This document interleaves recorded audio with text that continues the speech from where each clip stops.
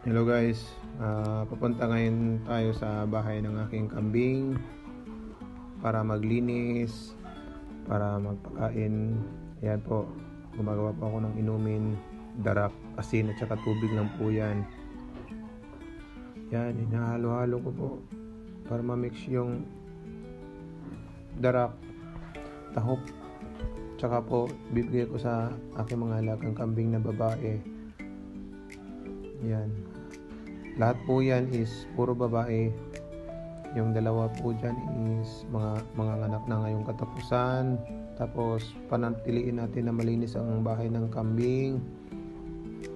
Dapat yung lahat ng dumi, yung ihi nila, dapat hindi nila maamoy.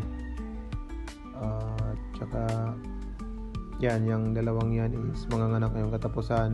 Isang purebred Anglo-Nubian at saka F1 Anglo-Nubian. Yan, yung pinapakain ko sa kanila is yung germelina, yung dahon ng niyog. Yun. Puro babae yun.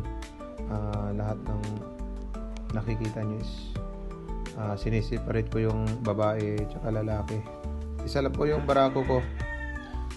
Bali 6 na babae. Yun yung barako ko, si Rambo, 80 kilos, purebred Anglo-Nubian. Yan, ito yung nasa paligid namin. Yan, pwedeng kainin ng kambing, mga dahon ng niyog, dahon ng madre de agua. Salamat po.